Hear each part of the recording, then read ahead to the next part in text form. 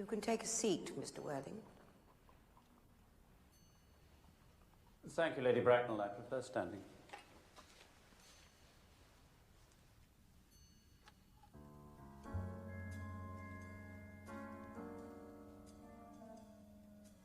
Do you smoke?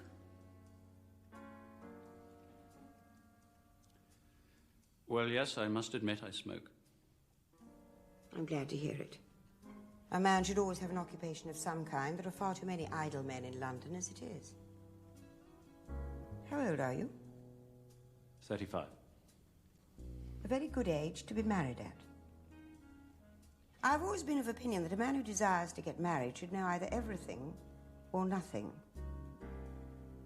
Which do you know? I know nothing, Lady Bracknell. I'm pleased to hear it.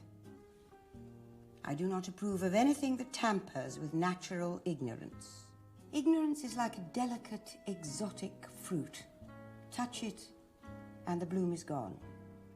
The whole theory of modern education is radically unsound. Fortunately, in England, at any rate, education produces no effect whatsoever. If it did, it would prove a serious danger to the upper classes and probably lead to acts of violence in Grosvenor Square. What is your income? Between 7,000 and 8,000 a year. In land or in investments? In investments, chiefly. Oh, that is satisfactory. I have a country house with some land, of course, attached to it. About 1,500 acres, I believe. You have a townhouse, I hope. A girl with a simple, unspoiled nature like Gwendolen could hardly be expected to reside in the country. Well, of course, I also own a house in Belgrave Square. Number? 149. The unfashionable side. I thought there was something.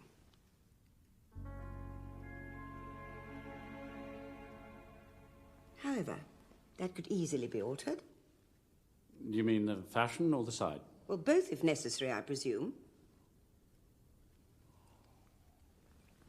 Are your parents living? I have lost both my parents. To lose one parent, Mr. Worthing, may be regarded as a misfortune. To lose both looks like carelessness. Who was your father? He was evidently a man of some wealth. I'm afraid I really don't know. The fact is, Lady Bracknell, I said I had lost my parents. It would be nearer the truth to say my parents seem to have lost me. I actually don't know who I am by birth. I was found. Found? The late Mr. Thomas Cardew, an old gentleman of a very charitable and kindly disposition, found me and gave me the name of Worthing because he happened to have a first-class ticket for Worthing in his pocket at the time. Worthing is a place in Sussex. It is a seaside resort. And where did this charitable gentleman with a first-class ticket for the seaside resort find you? In a handbag. A handbag? Yes, Lady Bracknell, I was in a handbag.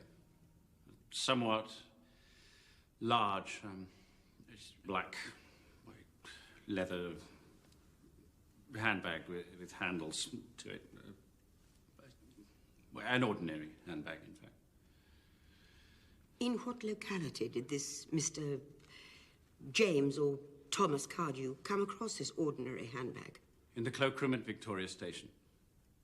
It was given him in mistake for his own. The cloakroom at Victoria Station? Yes. The Brighton line. The line is immaterial.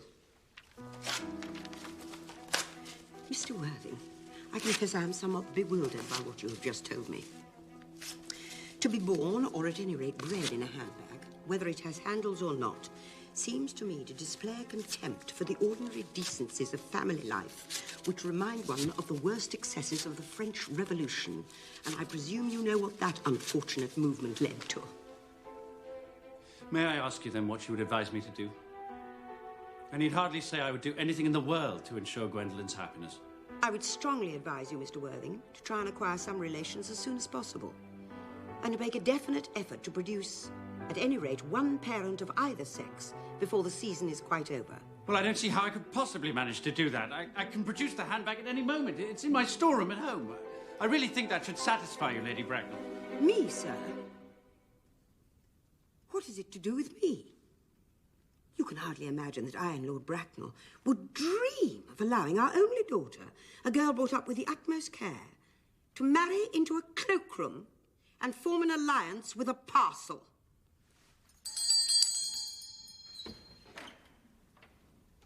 Good morning, Mr. Worthing. Good morning.